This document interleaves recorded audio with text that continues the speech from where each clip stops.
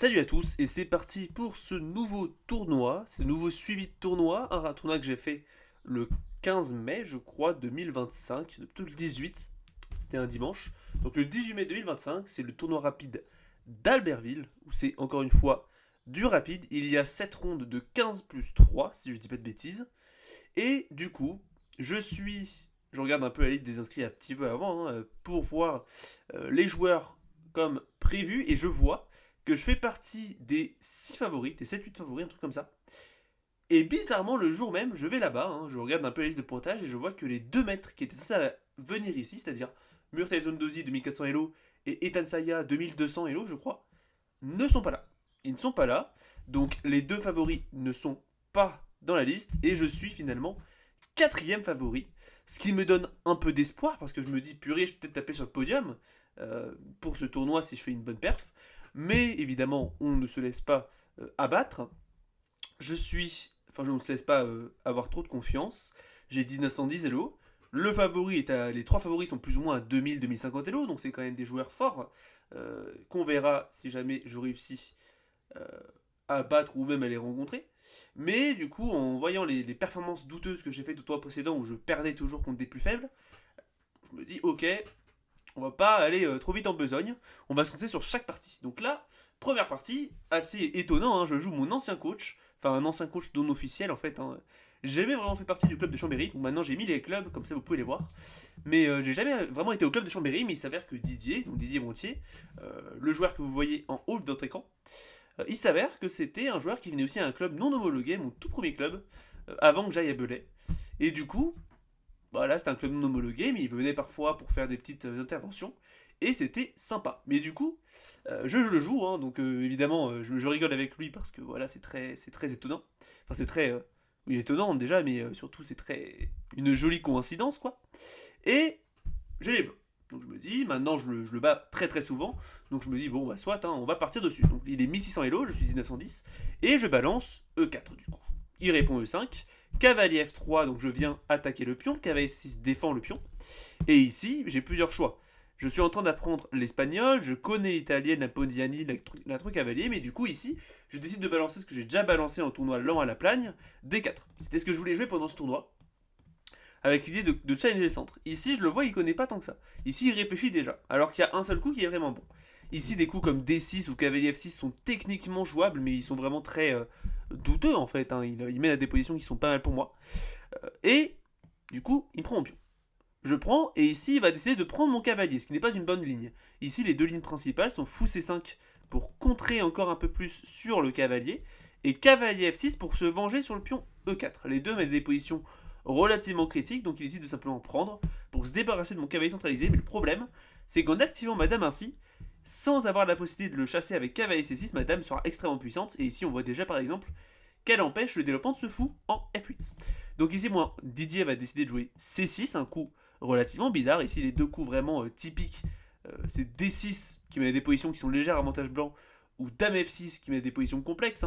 Mais par exemple, Dame F6, E5, Dame B6, prise, mais des positions où les blancs ont la main, mais c'est pas non plus si clair, parce qu'il y a du fou B4 qui arrive, cavalier E7, petit roc, par exemple F6, et les positions qui sont obtenues sont assez intéressantes pour les noirs aussi. Mais du coup, ici, mon adversaire joue C6, un coup qui m'a l'air très bizarre. Je comprends que son idée est de pousser D5, mais en poussant ce pion, avec le pion E5 qui est déjà poussé, cette case est très faible. Donc déjà, je peux jouer E5 pour prendre le contrôle, mais j'avais pas envie de le jouer trop rapidement, donc je joue d'abord cavalier C3 pour déjà empêcher D5 avec peut-être l'idée de jouer sur E5 et cavalier E7 pour essayer rapidement de jouer peut-être sur cavalier D6 du coup pour prendre en contrôle cette case. Mais du coup, Didier va ici se rendre compte de son erreur et il va jouer C5 maintenant. Il faut savoir que sur C5 directement, ici le coup à jouer c'est Dame E5 ici. C'est le coup théorique. Il y a plein de coups en réalité, mais c'est le coup que moi perso j'ai dans mes fichiers. Avec l'idée qu'en fait ici les noirs vont perdre plus ou moins tout le temps quelque chose. Cavalier E7 bloque un peu toutes les pièces, donc je suis bien. Dame E7 aide l'échange des dames et me permet de vraiment contrôler le trou ici en D5 avec le cavalier très rapidement. Et un coup comme fou ici viendrait donner simplement le pion G7. Donc rien ne va. Donc quand je vois qu'en même temps il m'a laissé en plus contrôler la case laisser me développer avec K et C3, je me rends compte que je suis gagnant. Donc j'hésite un petit peu, mais finalement je me résous à jouer Dame 5, parce que du coup ici je me rends compte qu'il n'a pas grand chose à jouer. Hein. Ici, s'il joue Dame 7, bah, j'ai toujours pareil, prise, et là maintenant, bah, le trou il est déjà contrôlé, donc je peux simplement jouer Fou C4, Fou E3, Grand Rock, et c'est vraiment de jouer sur le trou, et les noirs ne s'en sortiront jamais. S'il joue Fou, j'ai toujours Dame prend pion, et s'il joue Dame, s'il joue Cavalier, je veux dire, autant pour moi, il y a simplement Cavalier B5 avec l'idée de taper maintenant sur la case C7, et c'est complètement mort pour les noirs. Ici, il va décider de jouer Fou E7 du coup.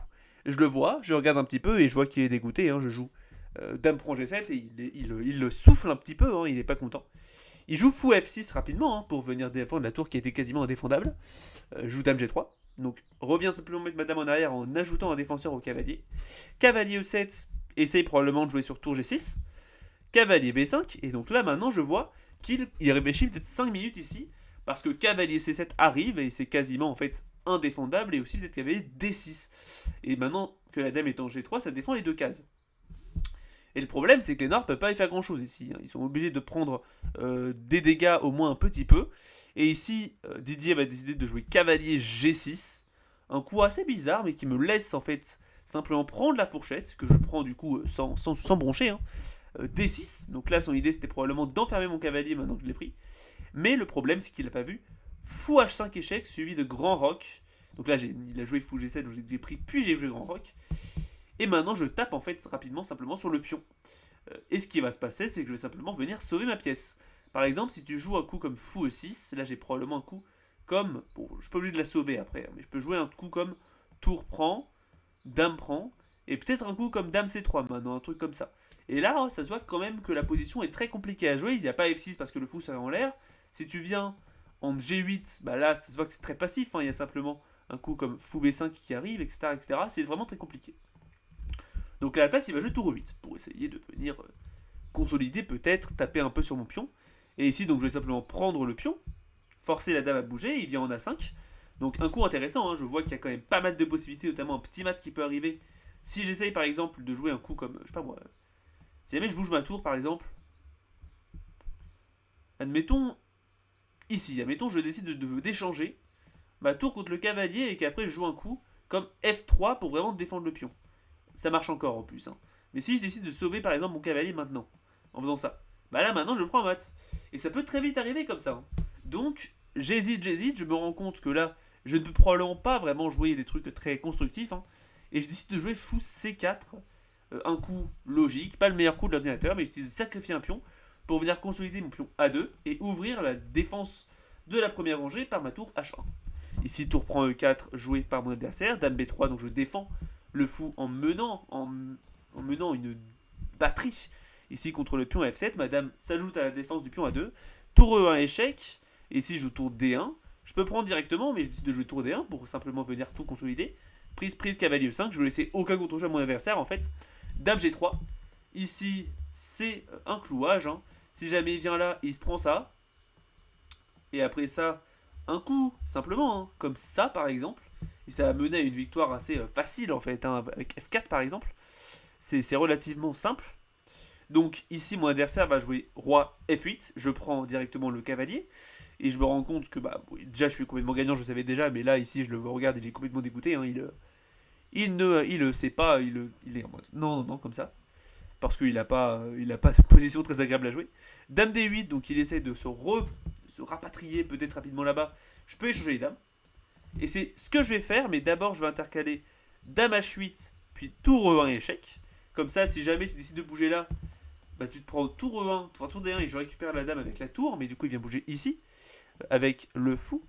Je prends la dame, je prends simplement le fou, je prends le pion, il joue roi D7, je reviens en H6 pour attaquer le pion, A6, tour prend H7, et ici mon adversaire abandonne du coup. Donc une partie assez intéressante, hein, où j'ai relativement bien joué. Ici il me semble que j'ai fait la précision à la chat.com, du coup 96 précisions, ce qui est ma foi acceptable, hein, c'est vraiment une très bonne partie. Contre Didier, donc ici j'ai juste eu à l'ouverture, il a essayé de survivre, mais malheureusement il s'est fait avoir, hein, globalement c'est pas grave, il était mal préparé. Mais du coup, petite victoire hein, contre ce 1600 à la première ronde d'Albertville. Je vous dis à demain pour la ronde numéro 2. Cédric Alpin. Tchuss.